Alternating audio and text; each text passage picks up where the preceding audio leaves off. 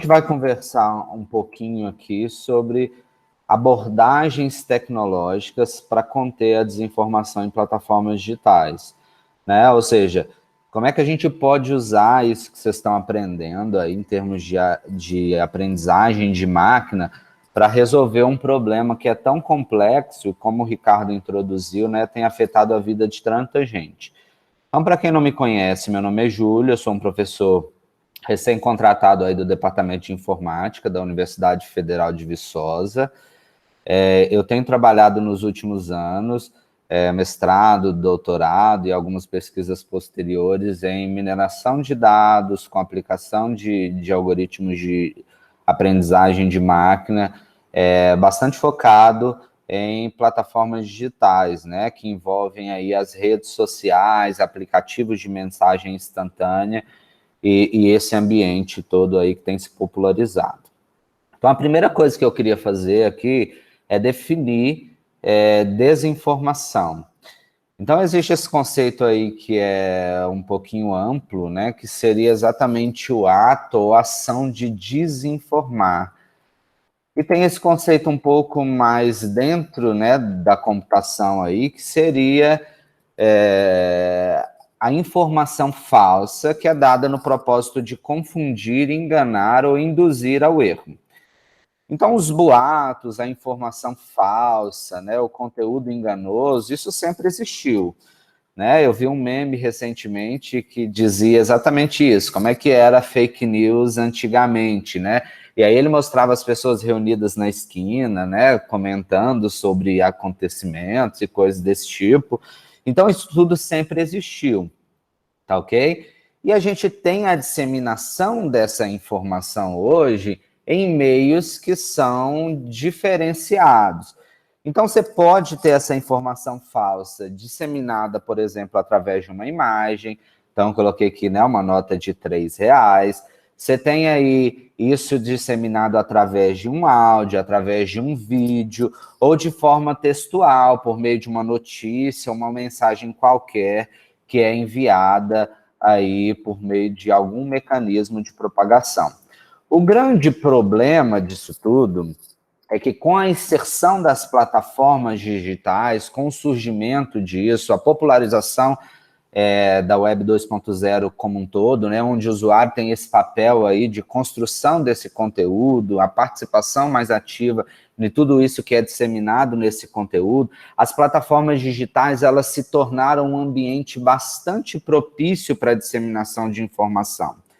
Primeiro, você tem um baixo custo, né, de se associar a uma rede dessa qualquer. Então, por exemplo, qualquer um pode criar lá uma página no Facebook, criar um canal no WhatsApp, né, um grupo e começar a disseminar informação ou desinformação, né? Esse caso, né, a disseminação de desinformação nesses ambientes ganhou uma notoriedade enorme nas eleições americanas de 2016, envolvendo, por exemplo, um caso, né, onde uma das candidatas à presidência, né, foi envolvida aí num boato, num conteúdo, numa desinformação, numa notícia falsa, acerca de uma rede de pedofilia que funcionava no fundo de uma pizzaria. Então, isso ficou conhecido mundialmente. E chegou no nível lá de um cara, né, que acreditou nessa história, de ir lá investigar e saber o que aquilo ali que estava acontecendo, comprovar se aquilo era verdade.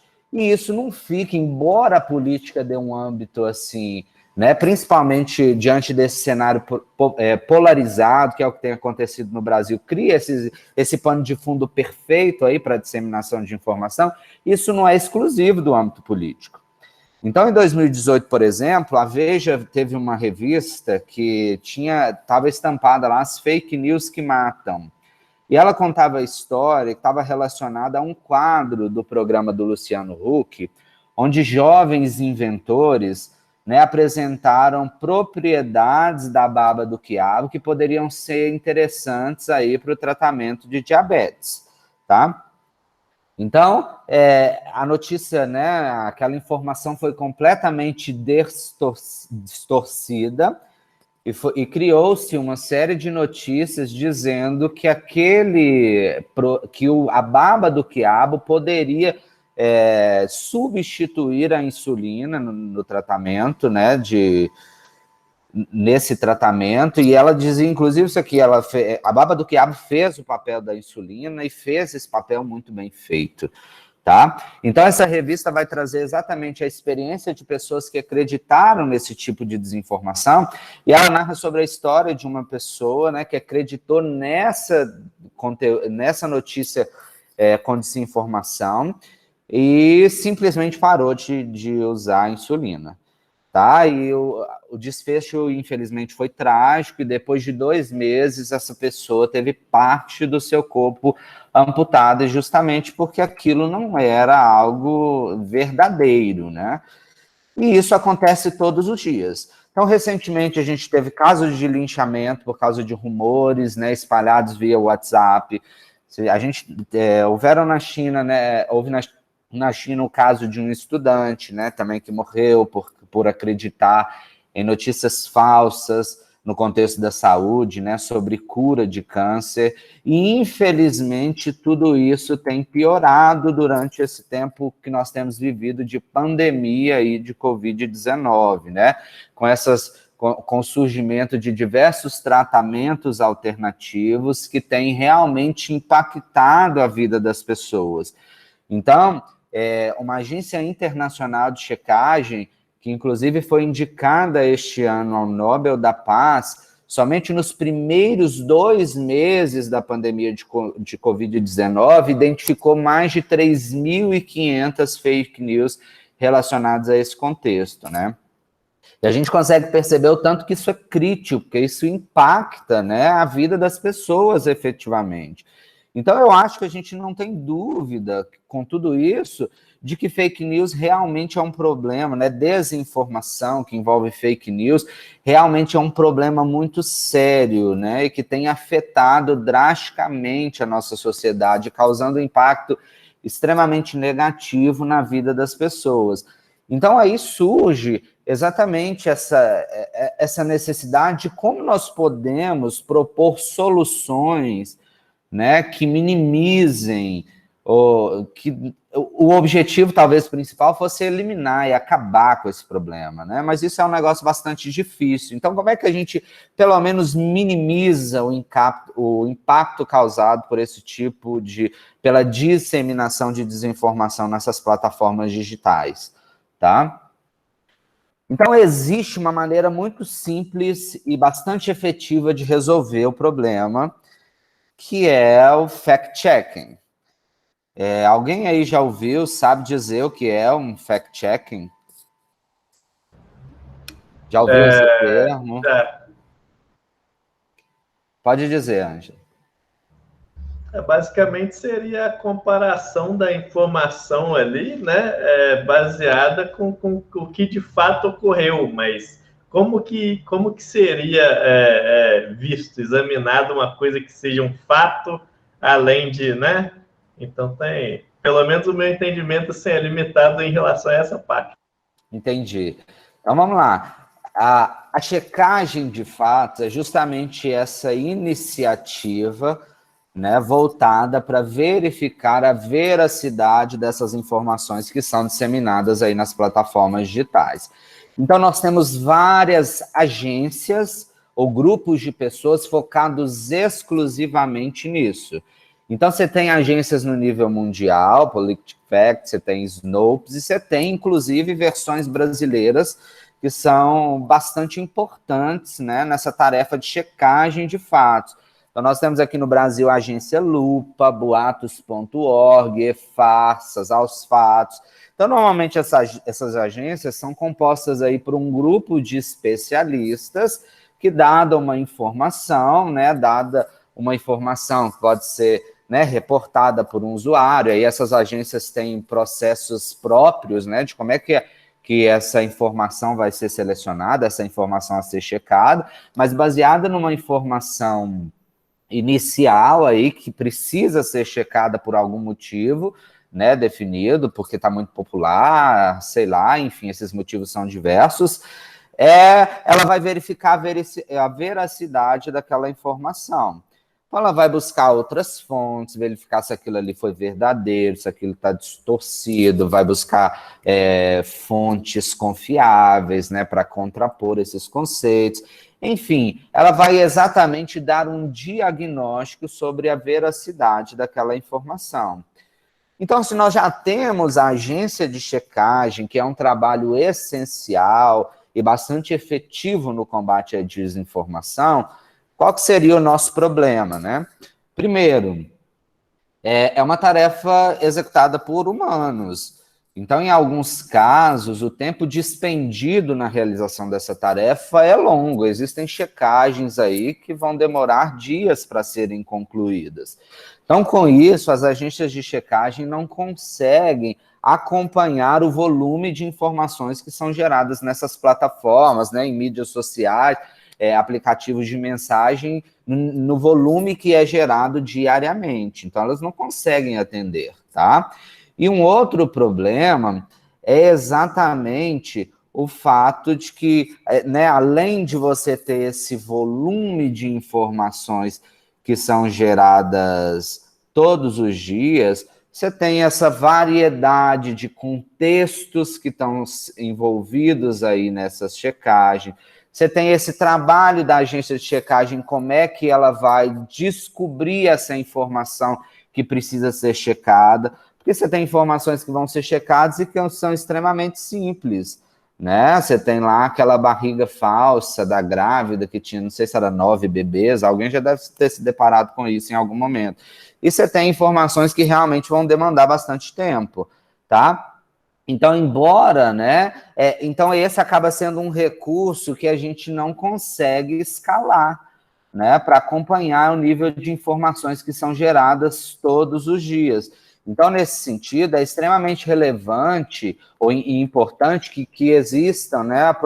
Que sejam propostos mecanismos ou abordagens tecnológicas que vão ajudar aí a resolver esse problema. Tá? Só para vocês terem uma noção, eu não me lembro se é em 2017 ou 2018, mas a agência Lupa, que é uma das mais relevantes do país, ela conseguiu fazer ao longo de um ano, sei lá, 400 checagens, era alguma coisa assim.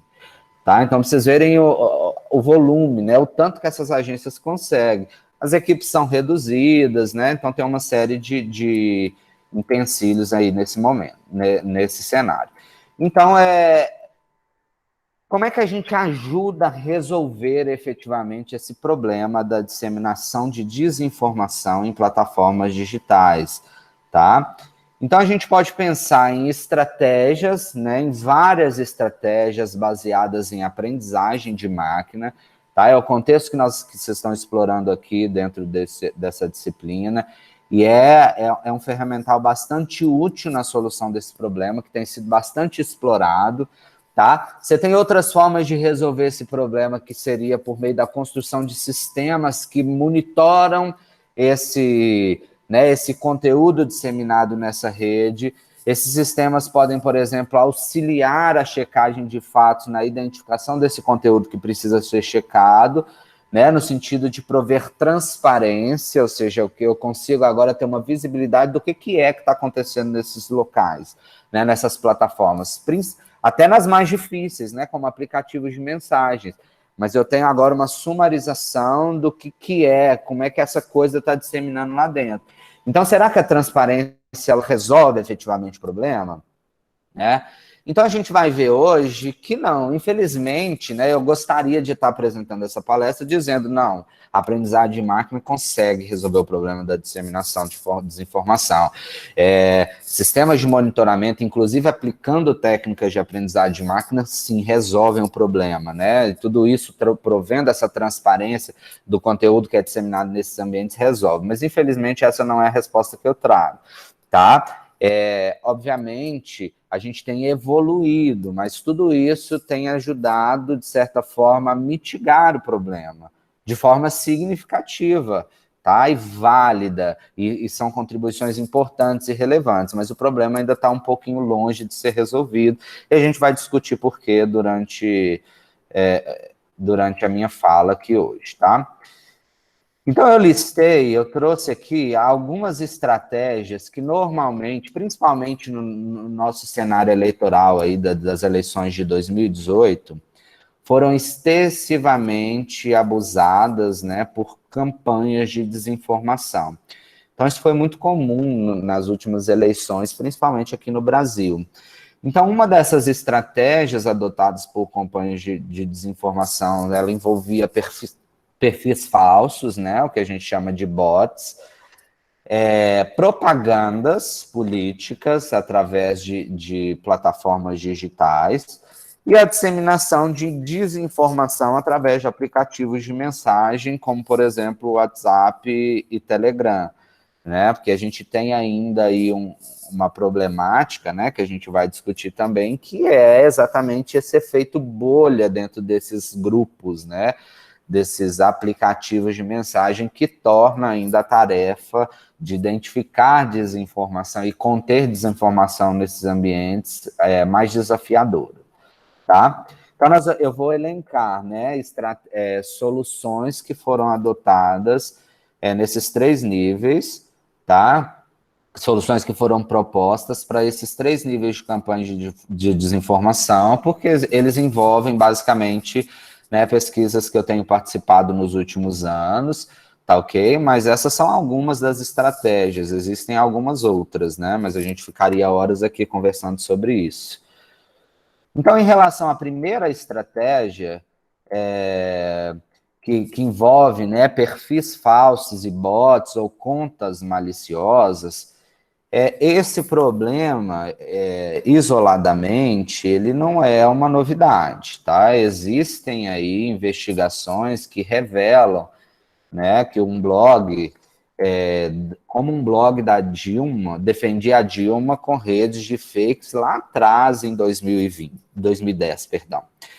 Então, um bot, né, para quem não conhece, não sabe exatamente o que é um bot, ele seria exatamente um programa, né, de computador, uma aplicação de software que é concebida para simular as ações humanas de maneira repetida e de forma padronizada, tá ok? Então, seria exatamente aquelas contas automatizadas com o objetivo de simular essa ação humana, tá? E a gente tem um conjunto extenso de trabalhos atuais que sugerem, né, que evidenciam que existem bots ou contas automatizadas que são focadas exclusivamente no espalhamento de desinformação dentro dessas plataformas digitais. Então, isso sugere, de certa forma, que se nós conseguimos restringir, né, bots sociais dentro desse contexto, principalmente, né, os focados aí no espalhamento de desinformação, isso pode ser uma estratégia extremamente eficaz para ajudar a conter o problema da desinformação disseminada em plataformas digitais, tá ok? Então, existe uma série de trabalhos baseados em aprendizado de máquina que estão focados em identificar esse perfil. Então, de onde sai isso? Como é que a gente pode usar informações para identificar esse perfil falso, esse bot dentro dessas plataformas digitais? Então, existe uma série de estudos lá atrás que analisaram diferenças no comportamento de um usuário comum, convencional, e de um usuário robô. Embora a gente fale de bot, né, sempre em várias situações de uma maneira, né, ruim, num cenário ruim, existem bots que são bons, né? Toda hora que tem gente que não gosta, mas alguns atendimentos, várias empresas hoje interagem com o seu usuário, com o cliente, né, por meio de bots, chatbots. Então tem o bot bonzinho e, como quase tudo na vida, tem o lado bom e tem o lado ruim, né? Tem gente que usa a tecnologia que poderia ser utilizada para resolver o problema das pessoas com um objetivo não muito legal, tá? Então, o ponto é que você pode identificar, existir, né, uma análise de como que é um comportamento de um usuário humano e como é um comportamento de um bot. E constatou-se, né, logicamente, que tem várias diferenças aí. Então, o bot ele tem algumas características específicas, né? Se a gente pensar, por exemplo, em algo automatizado, a gente consegue perceber que o computador ele consegue executar as coisas numa proporção, numa agilidade que o ser humano às vezes não consegue acompanhar. Então, tudo isso, né, o bot começa a deixar uma série de pistas que a gente pode usar em termos de aprendizado de máquina para identificar esse tipo de perfil. Tá? Então, eu deixei aqui exatamente um gráfico, que é de um paper recente, que mostra algumas dessas diferenças. Então, você tem em azul aí o usuário humano e você tem um que seria um bot em vermelho. Então, o bot, ele retuita muito mais que um usuário normal, aqui pensando no contexto da rede social Twitch, tá? Ele normalmente as contas de um bot, né, elas são mais novas, né, porque é aquele cara que cria um usuário e aí ele é identificado, ele é banido da rede e aí ele cria uma conta nova. Então, você tem umas variações aí em comportamento em termos de menções, né, porque acaba sendo um usuário um pouco mais reativo em relação ao comum, né? Existem estudos que mostram que eles seguem muita gente, mas são poucos seguidos. Então, tem uma série de pistas que nós poderíamos modelar aí como um vetor de atributos, tá?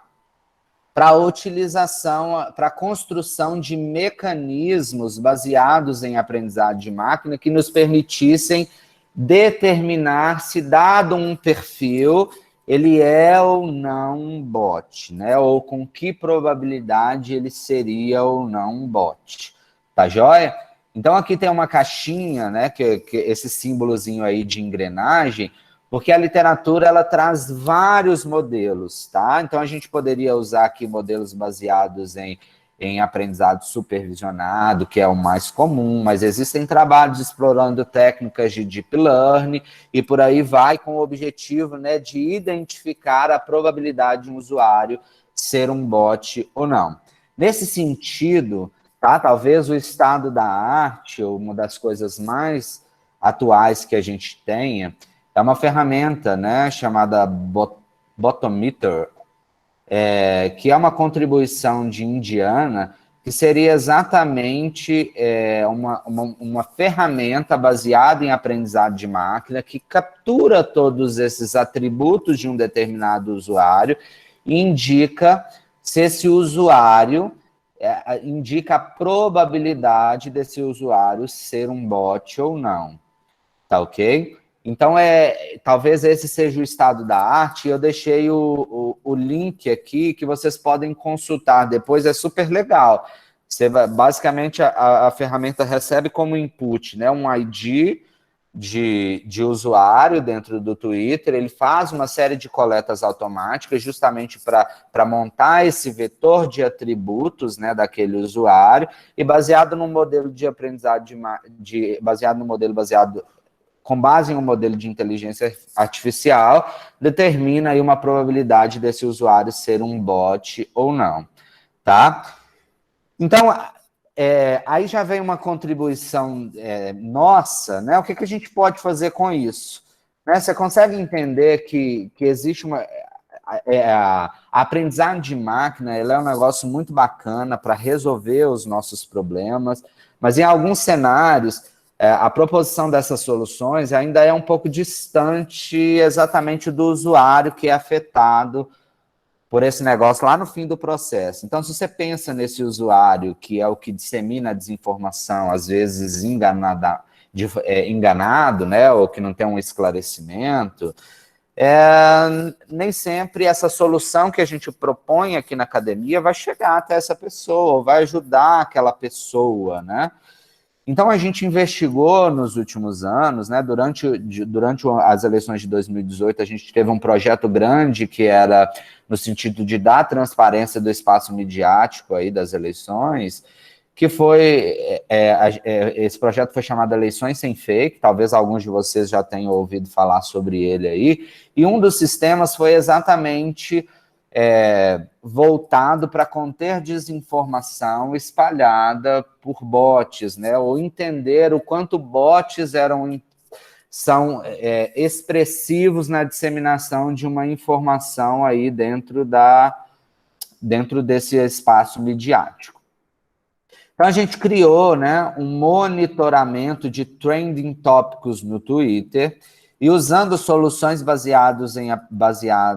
usando essa solução baseada em aprendizado de máquina para identificar se o potencial de um usuário para ser bot ou não, nós construímos um sistema que a ideia era o seguinte, né? Imagina que todo dia você tem lá trending tópicos no Twitter, que dá uma ideia do que está sendo mais comentado em plataformas digitais diariamente, certo? Então, o que a gente fazia, né? Exatamente minerar essa informação, ou seja, descobrir qual é esse assunto mais comentado em um determinado dia, e nós começamos a usar esse algoritmo de aprendizado de máquina para tentar mensurar quem que está colocando esse assunto como mais discutido no dia. Então, eu nem trouxe aqui resultados um pouco mais reais em função do nosso tempo, né? Mas a gente conseguia ver vários padrões de algumas URLs que tinham assim, um nome escrito errado, e a gente conseguia ver que exatamente, né, esqueci o nome disso em português, nessa bolachinha aí, esse círculozinho que mostra essa proporção aí de, né, do que seria um bot e o que seria usuários humanos. Eu não sei se está dando para enxergar, mas o laranja seria exatamente possíveis bots e o azulzinho seria humanos. Então, você pensa que o que o sistema fazia é exatamente esse tipo de computação baseada em aprendizado de máquina, né? De mensurar o percentual de possíveis bots que estavam incluindo aquele assunto como um trending topics do Twitter, tá? Isso foi bastante utilizado pela imprensa e acabou sendo uma forma de promover transparência dentro desse ambiente, né, do Twitter especificamente, para conter a desinformação, tá? Porque você tem casos desse tipo aqui, inclusive teve recentemente, né? Essa hashtag aqui, ó, Bolsonaro, nosso presidente, com um erro de grafia. Então, assim, será que uma pessoa que posta lá numa rede social algum assunto e você tem um impulsionamento disso a ponto dele ser o assunto mais comentado de uma rede e ninguém viu esse negócio escrito de forma errada, esse erro de grafia, todo mundo... É lógico que existe uma série de variáveis que precisariam ser analisadas nesse contexto, mas isso mostra exatamente que existe usuários não reais, né? Acaba sendo um indício de usuários não reais participando desse processo, tá ok? E o problema ainda evolui, né? Porque nós temos essas contas aí que eu não sei se esse termo é muito adequado, né, ou usual, mas a gente está chamando isso de contas escravas, né, o cyborg, que seria um outro nível ainda, né, que inclui aí um fator desafiador na resolução desse problema, que é exatamente aquele usuário que não é um bot, mas vende a sua conta para a publicação de um determinado conteúdo. Então, um exemplo disso seria exatamente um cenário, não sei se vocês viram, de um impulsionamento do MBL, né, de um conteúdo no Facebook. Então, vocês já viram, assim, só para deixar a coisa mais palpável, quando você usa aqueles aplicativos, veja como é que você vai ficar quando você tiver 60 anos, coisa desse tipo, né? Surgem aos montes aí todos os dias. Então, em vários cenários daquele, o usuário clica lá e dá permissão para que o aplicativo faça postagens, para que o aplicativo, né, use a conta daquele usuário para fazer algumas ações. Então, esse é exatamente o cenário que nós estamos chamando aqui de contas escravas. Então, a gente descobriu, né, por meio desses temas lá durante o período eleitoral de 2016, que exatamente existia um impulsionamento desse conteúdo por meio de um aplicativo e as pessoas às vezes instalavam aquele negócio sem saber. Então, olha como é que isso insere um nível de complexidade, né, no problema. Antes eu tinha um robô que era completamente automatizado para a disseminação de notícias falsas. A gente pode usar uma série de estratégias para resolver o problema, mas a coisa está evoluindo, porque agora eu tenho um usuário real, tá? Eu tenho um usuário real que cede a sua conta para a realização de postagens. Então, isso vai adicionando uma complexidade aí para a resolução do nosso problema.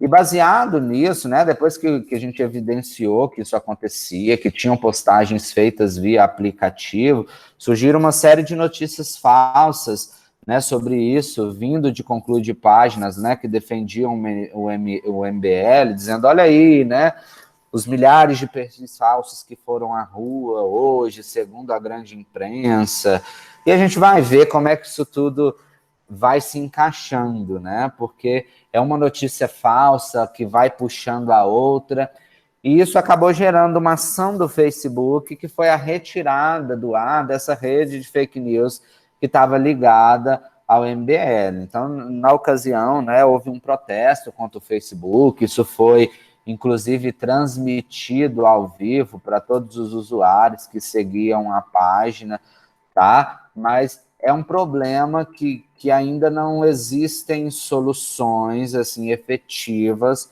para solucionar. E eu acho que existe um campo bastante interessante aí para que a gente possa atuar, né, principalmente com o uso aí de abordagens de aprendizado de máquina que vão nos ajudar a capturar esses padrões, tá ok? Então, o segundo tópico que eu elenquei lá no início, de estratégias extremamente utilizadas para campanhas de informação, envolveu a propaganda e anúncio, né? Monetização de dados aí por vigilância. Então, só para a gente contextualizar o que seria isso. Quando a gente pensa em algumas plataformas digitais, Facebook, Instagram, Google, YouTube, né, elas conhecem os nossos interesses, né? O Facebook sabe no que eu me interesso, em que tipo de conteúdo que eu gosto, o Google e o YouTube também sabe o que eu pesquiso, o que eu busco, os vídeos que eu vejo. Então, com isso, é como se eles tivessem uma série de informações ao seu respeito, né? Ou algumas delas, obviamente, são inferidas, tá ok? Então, como é que... E existe... Então, eles usam isso ao seu favor, né? Então, não sei se vocês já viram, mas existe no Facebook, né, toda uma plataforma aí que te permite fazer propagandas. Então, baseado nesses interesses que eles coletam, né, de todos os usuários, existe um ferramental aí de propagandas que pode ser utilizado para por qualquer pessoa que estiver interessada em impulsionar algum tipo de conteúdo. Então, por exemplo, imagina que o Ângelo aí, que interagiu comigo na palestra, é um cara que mora em Viçosa, ele vai começar a fazer cerveja, tá? E ele quer fazer uma propaganda usando o Facebook para as pessoas que estão ali perto dele, porque nós estamos em tempo de pandemia, tá difícil fazer essa entrega longe, não sei o quê. Então ele tem uma série de restrições que vão motivar o negócio dele. Então ele poderia acessar uma plataforma dessa natureza e começar a restringir o perfil de pessoas que ele quer que receba essa propaganda da cerveja que ele está fazendo. Então, eu quero estudantes da UFV que têm idade entre 18 e 25. A princípio, eu vou fazer essa propaganda só para homens, eu vou fazer assim, assado. Então, ele consegue ir restringindo esses atributos até que ele chegue num conjunto específico de usuários e, a partir dali, Facebook vai apresentar propaganda para aqueles usuários ali que o Ângelo escolheu. Então, do ponto de vista de negócio, tem uma série de benefícios, é uma funcionalidade legal, né? O problema é aquilo que eu disse, quando a gente tem uma ferramenta, o uso dela pode ser para o bem e para o mal, né? Então, você consegue fazer esse tipo de marketing direcionado fazendo diversas combinações desses atributos, tá? De inclusão e exclusão, inclusive, né? Então, eu disse que o Ângelo poderia escolher por fazer para homens e que moram em Viçosa, mas ele poderia fazer também, eu quero oferecer esse serviço só para pessoas que estão fora de Viçosa. Então, ele poderia simplesmente excluir Viçosa, por exemplo, tá ok? Então, qual que é o problema disso, né? Em 2016, a gente teve um caso também que ficou bastante conhecido, que foi de impulsionamento nas eleições americanas a partir das propagandas, né, feitas pelos russos lá. Então, tinha uma série de propagandas que eram apresentadas para as pessoas nesse nível que eu disse para vocês. Então, havia lá todo esse conjunto, né, de atributos para que uma propaganda fosse apresentada, e as propagandas tinham um foco muito específico, que era divisível, né? Então, o objetivo era dividir as pessoas, polarizar, né? Se o cara é a favor do negócio, você vai exatamente tentar reforçar aquilo, ou se você vai mandar para o contrário, você vai tentar fazer uma mudança de visão daquele cara. Então, é um negócio muito bem alinhado, tá? Então, isso foi enviado sutilmente ao longo de 3 anos. A gente viu, o grupo de pesquisa do qual eu participo fez uma pesquisa usando essas propagandas, e um dos resultados é que elas tinham uma taxa de clique muito maior que outras propagandas comuns que a gente vê todos os dias no Facebook. Então, você vê exatamente que esse direcionamento para impulsionamento, ele é muito efetivo, né? Porque você está considerando exatamente o interesse daquele usuário.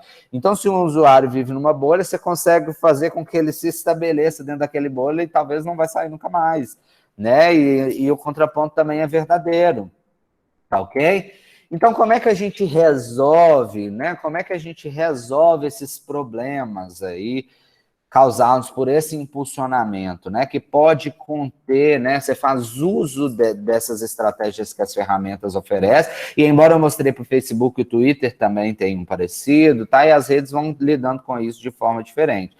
Então, nos últimos anos, nosso grupo realizou algumas pesquisas que são de coleta para a resolução do problema, e a primeira delas permeava a coleta de anúncios, né, de voluntários através de extensão do Chrome. Eu vou mostrar o que é isso, né? A construção de um banco de dados políticos contendo essas propagandas que foram impulsionadas e quem eram os alvos, e a proposição de soluções também baseadas em aprendizado de máquina para identificar automaticamente esse tipo de conteúdo. Então, a primeira proposta foi o desenvolvimento de uma extensão do Chrome, né, onde os usuários voluntários poderiam instalar essa extensão, e a ideia era que ele contribuísse para essa pesquisa. Então, o que era o objetivo dessa extensão? Era exatamente coletar as propagandas que estavam sendo apresentadas para um determinado usuário, tá? Eu não sei se vocês já viram, mas para quem tem Facebook, obviamente, quando você vai rolando e recebe alguma propaganda, você tem uns 3 pontinhos lá nessa propaganda que ele te permite visualizar algumas informações que são assim, por que eu estou vendo essa propaganda, né? Alguém já viu isso?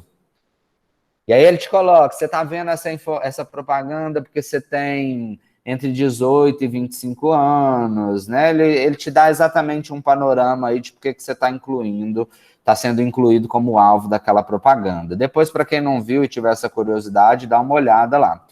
Então, baseado nesse Chrome que os voluntários instalavam, à medida que você vai rodando aí a sua timeline do Facebook, algumas informações estavam sendo coletadas, como, por exemplo, quem fez esse anúncio, quando ele foi feito, qual o conteúdo desse anúncio, quem foi o alvo. Então, aqui é exatamente essa explicação que eu acabei de dar, né?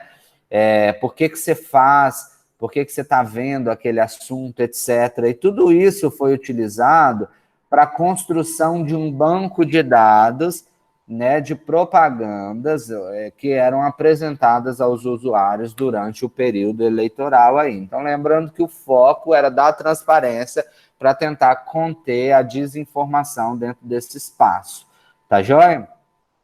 Então, isso deu uma série de reportagens usando esses dados, porque, né, existia uma série de problemáticas relacionadas a isso, envolvendo inclusive o TSE, né, no sentido de monitoramento desses anúncios que são feitos em redes sociais, né, o Facebook também se posicionando no sentido de que queria disponibilizar em um arquivo único de dados, ou seja, eu não sei se vocês conseguem perceber, mas existe um problema aí, que é exatamente eu estar usando essa plataforma para ficar impulsionando o conteúdo político, que nem sempre é verdadeiro. Então, se a mídia, né, se aquela plataforma digital não tem uma fiscalização sobre aquilo, né, se você não tem órgãos que fiscalizam aquilo de uma maneira apropriada, aquilo ali vira terra da mãe Joana, né? Com um bom ditado aí, tá joia? Então, houveram alguns artigos de opinião, e aí envolvendo inclusive o meu orientador, dizendo o potencial que isso tinha, inclusive para a realização de Caixa 2, tá? Então, o que o Facebook fez a partir disso, né? A partir desse impulsionamento aí? Ele criou uma base de propagandas e agora todo mundo que quisesse fazer uma propaganda na rede social, ela não podia fazer assim como o Ângelo lá, que queria vender a cerveja dele, não. O negócio teria que ser mais rigoroso. Então, ele precisaria, eu trouxe até um exemplo aqui do Anastasia, ó, patrocinado, propaganda eleitoral, o CNPJ, quais são as eleições, tá? E aí, com isso, você conseguiria justificar, inclusive, os gastos em relação àquilo. Então, criou-se esse banco aí de propagandas autodeclaradas. Mas isso não resolveu o problema, tá, pessoal? Porque ainda você tinha o cara que fazia propaganda, não falava que era política, e aí você tem um outro cenário que é exatamente como é que eu identifico se o Ângelo que está vendendo a cerveja dele está vendendo uma cerveja mesmo ou está fazendo uma propaganda política, tá? Como é que eu identifico a desinformação nesse contexto? Além disso, você tem uma série de desafios que são em relação à temporalidade. Existe um período pré-determinado no nosso país para que as eleições, para que a propaganda política ocorra. Então, eu não posso fazer antes desse período. Se eu faço, também está incorreto. Tá? Então, são vários dos desafios inerentes a esse problema. Então, como é que a gente resolveu? Então, agora já existe um banco de dados onde quem vai anunciar propaganda política tem que se cadastrar, autodeclarar lá. O cara que fez da forma certinha, ok, mas o objetivo agora é pegar quem não está fazendo a coisa de maneira correta. Ou seja, quem está falando que está vendendo cerveja igual o Anderson, o Ângelo, e está pedindo voto para um candidato ou fazendo alguma coisa ilícita, dado um período de tempo ali, tá ok? Então, nesse trabalho, existe exatamente uma proposição, né, do uso de redes neurais para resolução desse problema. Então, inicialmente, embora o uso de rede neural tenha sido extensivamente, né, difundido aí para aplicação em imagens, né, em processamento digital de imagens, criou-se uma metodologia para adequação desse arcabouço para aplicação em texto, tá? Então, você pode usar texto e rede neural também, sem problema, tá? Existem vários trabalhos na literatura que já exploram isso. Então, o que foi feito aqui foi uma adaptação de uma CNN, né, de uma rede neural convolucional, para essa tarefa que eu acabei de explicar. Então, a tarefa aqui é exatamente dado uma propaganda, né, um ad aí, eu quero determinar se esse ad apresenta, né, está relacionado com um conteúdo político ou não, tá? Justamente para resolver todo esse problema que eu introduzi para vocês. Então, mais uma vez, percebam que visualmente, né, nem sempre nós, seres humanos, somos bons em categorizar conteúdos, né? Então, as estratégias baseadas em aprendizado de máquina, elas estão extremamente fundamentais para nos auxiliar a identificar esses padrões. Então, aqui nós temos uma diferença. Quando eu apresentei bots para vocês, já existia esse vetor de atributos, esses padrões que eu queria analisar de forma mais clara, né? Fornecido como uma espécie de input aí para a operação do meu método de aprendizado de máquina. E quando a gente traz isso para uma aplicação de rede neural, a gente não tem claramente aquele vetor de atributos, né?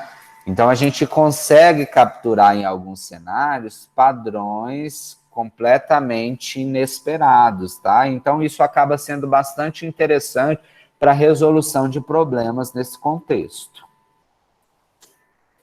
O último ponto que eu trouxe, né, de estratégias bastante abusadas, né, em campanhas de desinformação, foram apps de mensagem, que até então era um contexto muito pouco explorado, lá, pensando lá em 2018, tá? E especificamente sobre o WhatsApp, ele é uma ferramenta muito usada em vários lugares do mundo.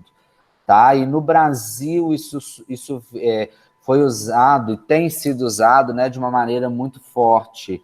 Raramente, né, se eu perguntar aqui, pouquíssimas pessoas, ou eu me atreveria a dizer que quase ninguém, que quase todos vocês têm o WhatsApp. Tá? Então, obviamente, né? Mais uma vez, você tem uma dificuldade, você tem um ambiente completamente fechado e rastrear a informação ali dentro é um negócio muito complexo, né? Você tem criptografia de ponta a ponta, você tem uma série de restrições da própria ferramenta justamente para garantir aí esses atributos do usuário, como é que o usuário quer que a sua informação transite dentro desse ambiente, para que ele tenha uma confiabilidade aí em usar essa ferramenta e etc. Então, nesse sentido, o que a gente explorou em termos de desinformação foi exatamente o contexto de grupo público, tá? Então, isso não inclui, você pode ficar tranquilo, lá o seu grupo de família. Então, o contexto de grupo público seria exatamente aquele grupo em que você faz uma pesquisa lá no Twitter e no Facebook ou no Google e você achava um link do chat público lá para um grupo de WhatsApp. Então, hoje, inclusive, se você fizer isso no Google, você já vê que isso não aparece mais de forma tão explícita, mas lá em 2008 isso era claro. E se você busca aí no Twitter e coisas desse tipo, você vai identificar um tanto de link desses. Inclusive, existem sites, não se assustem você que não conhece, que fazem sumarização desses links. Links de grupo de WhatsApp, dividem isso em assuntos, política, não sei o que, educação, saúde, e aí tem uma série de grupos ali discutindo sobre esses assuntos. Então, isso é um conceito de grupo público, é um link completamente acessível aí na internet como um todo. Então, esses espaços acabaram se tornando um ambiente extremamente adequado para ativismo político, né? As pessoas se sentem ali completamente à vontade para divulgarem suas opiniões, divulgarem informações, e acabou sendo um ambiente adequado também para quem tem interesse em divulgar notícia falsa, já que você tem uma baixa moderação ou quase nada desses ambientes, tá? Então, naquela ocasião, uma solução de monitoramento que foi proposta pelo nosso grupo de pesquisa foi exatamente a inclusão, a proposição de um sistema para monitorar as informações de grupos públicos de WhatsApp. Então, a gente vasculhou a internet para buscar esses grupos que tinham links públicos de WhatsApp, a gente levantou 350 com foco em política, e a gente começou, né, como um usuário do grupo, a coletar essas informações que eram disseminadas dentro desses ambientes. Obviamente, com preocupações éticas, sem salvar número de usuário, né, e coisas desse tipo. Tá joia? E a gente simplesmente sumarizou conteúdos que eram mais disseminados em um dia, tá? Então, você coleta vários grupos, o que está aparecendo mais nesses grupos? Então, isso foi extremamente utilizado, foi disponibilizado para jornalista, para equipe de checagem de fatos, para pesquisadores que atuam no tema, e isso em 2018 já foi extremamente útil, que a gente já conseguiria ver coisas que estavam muito populares em alguns grupos do WhatsApp, e que a galera ia checar e aquilo ali realmente era uma informação falsa. Para a gente que estava envolvido na pesquisa foi muito interessante, porque você via um negócio surgindo nos grupos públicos lá, que a gente não fazia parte, e em poucos minutos, em poucas horas, o negócio estava chegando no seu grupo de família. Então é muito interessante você ver como é que essa informação transitava facilmente dentro desses ambientes. E aí surgiram, nesses ambientes, informações desinformação das mais variadas maneiras, né? Então, no sentido de meme, imagem falsa, como essa aqui, do Jean Willis, confirmando o convite do Haddad para ser ministro da Educação. Você tinha desinformações como essas aqui, que talvez vocês tenham recebido no grupo de vocês aí, em algum grupo, né, da Dilma do lado do Fidel Castro. Então, a checagem mostrou que, por exemplo, nessa imagem aí, eu não sei se a Dilma não tinha nascido ou era um bebê, alguma coisa desse tipo, eu não me lembro exatamente. Aqui do agressor de Bolsonaro perto do Lula, né? Coisas desse tipo também, né? Lula 17, exatamente no sentido de confundir eleitores. Algumas coisas, né? Mulheres que apoiam Bolsonaro, mulheres que odeiam Bolsonaro. Esse é o direito que eles querem, e se você não concordar, irão lhe chamar de homofóbico. Bolsonaro 17, Haddad 17, 13. Partiu visita íntima, né, em relação a Haddad, e uma série de outras aqui que eu poderia ficar mostrando por horas, tá? Mas eu quero te motivar em relação à problemática disso, tá? Quando a gente usa o WhatsApp, ele tem um potencial de viralidade que é enorme. Então, uma imagem, tá? Ela poderia inicialmente ser enviada via broadcast para 256 grupos. Cada grupo tem um limite máximo de 256 pessoas. Isso significa que com uma postagem, né, via broadcast, você podia alcançar quase 70 mil pessoas, né, de uma única vez. Tá ok? Cada pessoa pode repassar essa mensagem para até 20 grupos, né, via forward. Podia, tá? Então, 20 grupos, né, vezes 256 pessoas, que é o máximo de pessoas por grupo, isso, né, atinge um total de mais de 5 mil pessoas. E você ainda tem o cenário de que essas duas, de que tanto o broadcast como esse encaminhamento pode ser automatizado. E no Telegram? No Telegram, isso ainda é mais crítico, porque você tem grupos de 200 mil membros e isso é ilimitado para canais. Então, olha o potencial de viralidade desse negócio, tá? Então, na ocasião, o meu orientador escreveu uma carta de opinião que foi publicada no New York Times, justamente sugerindo aí mudanças, né, para o período eleitoral, e algumas delas foram aplicadas em termos de limitação de broadcast, forward, de limite para a criação de grupos, justamente para tentar conter esse aspecto aí de viralidade do WhatsApp, tá? Então surgiram uma série de ações, né, que foram feitas a partir desse pressionamento aí do WhatsApp. Então foram banidas algumas contas, tá? Houveram limites de encaminhamento de mensagem. Mas e aí, isso tudo foi suficiente, né? A gente consegue perceber que não, né? A gente ainda continua recebendo essas coisas. Então, eu trouxe aqui exatamente, e é o último ponto que eu queria abordar nessa palestra, por causa do tempo, inclusive, mas está dentro do que eu tinha planejado. Você tem um aspecto de desinformação no WhatsApp, em plataformas de apps de mensagens, que é a seguinte, né?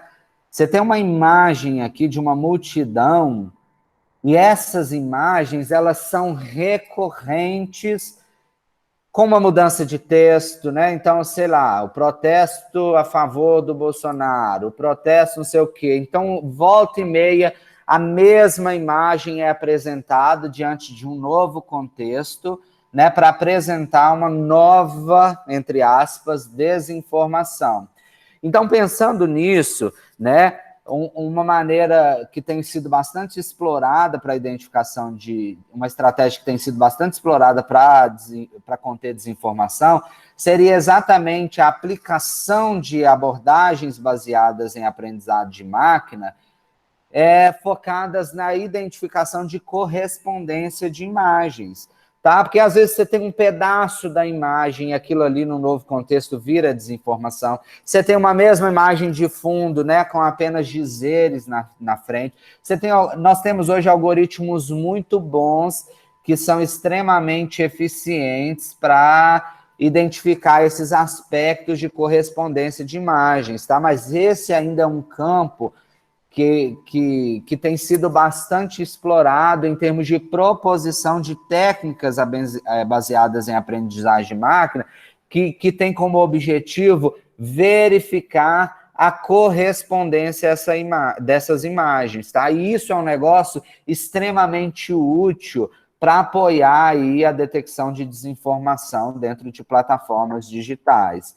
Então, dentro nesse contexto, a gente percebe que poderia-se, né, propor, e foi o que a gente fez num trabalho recente, uma arquitetura que, baseada nesses algoritmos, simplesmente encaminhasse ou acionasse apresentasse para o usuário uma flag, né? Opa, no sentido assim, opa, essa imagem se parece com uma que já foi checada anteriormente, ou com uma imagem que foi disseminada no passado com alguma fake news, tá ok? Eu fiz, inclusive, questão de colocar essa CDF, essa distribuição aqui, para mostrar que exatamente existem várias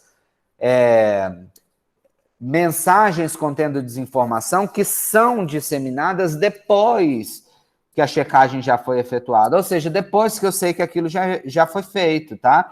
Então, fazer essa estratégia, né, de match de imagem, de correspondência, para trazer isso para o nível do usuário, pode ser um negócio bastante interessante para ajudar a conter o problema, tá?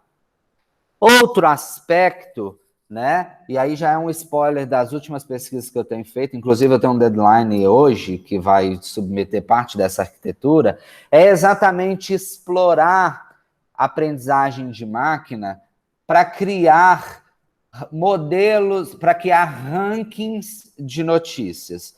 Então, percebam, tudo esse framework aqui, ele é exatamente do sistema que eu acabei de apresentar para vocês, né? Coleta dos dados de grupos públicos, tem até um processo de extração de feature aí, mas a gente poderia ter o que eu estou chamando aqui de fakeness scoring, que é um modelo de aprendizagem de máquina que seria responsável exatamente para determinar a probabilidade de um conteúdo ser falso.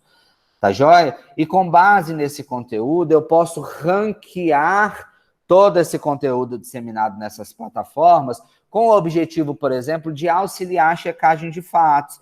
Então, eu crio uma lista e consigo, de certa forma, pré-filtrar toda essa informação que é disseminada nas plataformas digitais e apresentar isso para o meu usuário, para a minha checagem de fatos, tá joia? Um ponto bastante interessante que eu gostaria de trazer aqui já nos finais da disciplina, pensando exatamente num contexto, né, de uma disciplina de aprendizado de máquina, que é exatamente esse pensamento de que nem sempre a proposição de um modelo isoladamente vai ser suficiente para nós entendermos, né, o que critérios esse modelo está usando para resolver determinada tarefa. Então, tem uma área que está surgindo aí bastante forte dentro de aprendizado de máquina, que é a explicabilidade ou a interpretabilidade de modelos de aprendizado de máquina. Então, no contexto aqui de desinformação, seria algo equivalente a isso daqui, ó. Olha, essa notícia tem uma probabilidade alta de ser falsa, porque a feature, né, porque esse atributo dela aqui, que é a fonte, por exemplo, ela tem esse valor alto, tá? Então, seria um mecanismo que me permitia explicar o meu modelo de aprendizado de máquina utilizado. Então, eu passo a enxergar esse cara não como uma caixa preta mais, mas eu consigo abrir essa caixa preta do meu modelo de aprendizado de máquina para explicar as decisões tomadas pelo modelo até chegar em um determinado resultado. Então, embora a gente tenha, a literatura está explorando isso bastante no contexto de desinformação, e eu fiz alguns trabalhos sobre isso, isso é um negócio que eu acho que qualquer problema que for resolvido com alguma estratégia baseada em inteligência artificial, aprendizado de máquina, poderia explorar. Inclusive, recentemente, eu já vi trabalhos que exploram interpretabilidade de modelos em Deep Learning. Tá? Eu, particularmente, ainda não apliquei, mas eu acho que tem um potencial bastante interessante para entendimento aí do que acontece, né, dentro desses modelos, para ajudar a gente a interpretar os resultados, né, que são fornecidos por esse modelo. Então, final, desculpa aí, eu estou estendendo um pouquinho, mas é o slide, os desafios finais, tá? Em termos de conter a desinformação, isso é um problema adversarial. Então, como vários problemas de classificação, à medida, né, que quem faz a notícia falsa, quem produz a desinformação, descobre, né, que nós estamos criando mecanismos que são eficientes para identificar essa pessoa ou esse conteúdo, essas técnicas ou essas estratégias, elas vão mudando. Do ponto de vista de pesquisa, isso é bastante interessante, porque isso acaba demandando, né, uma continuidade nessas pesquisas. Ou seja, não posso achar que eu vou criar um modelo para resolver esse problema, que eu vou usar deep learning, que eu vou usar aprendizagem supervisionada, ou o que for, e que o problema está resolvido. Não, isso é um negócio... isso muda, né? Mudou das eleições americanas de 2016 para de 2020. E será também diferente das eleições de 2018 para as eleições de 2022. Então, ficar, né, explorando novas técnicas é algo que precisa ser feito sempre. Além disso, esse é um problema multidisciplinar. É sempre que possível, né? É interessante envolver vários contextos, né? A motivação para uma disseminação de desinformação no conteúdo de saúde, por exemplo, ela pode ser diferente de uma do contexto da política, e com certeza é. Então, isso nos orienta para a aplicação de técnicas de uma maneira diferente. É importante a aplicação de técnicas, de elaboração de técnicas cada vez mais sofisticadas, como tentativa de mitigar o problema e suportar a atividade, né, de checagem de fatos aí, e nós temos vários desafios vindo pela frente, que eu acho que a aprendizagem de máquina vai contribuir bastante para a resolução desse tipo de problema, que ainda é pouco explorado, como, por exemplo, deepfakes, tá? Então é isso, eu gostaria de agradecer a oportunidade, peço desculpas pelo tempo, né? Eu acho que eu me empolgo quando eu falo dessas coisas, porque realmente é um contexto que me interessa bastante, tá? Mais uma vez eu gostaria de agradecer ao Ricardo pela oportunidade, eu me coloco à disposição para quaisquer dúvidas e questionamentos.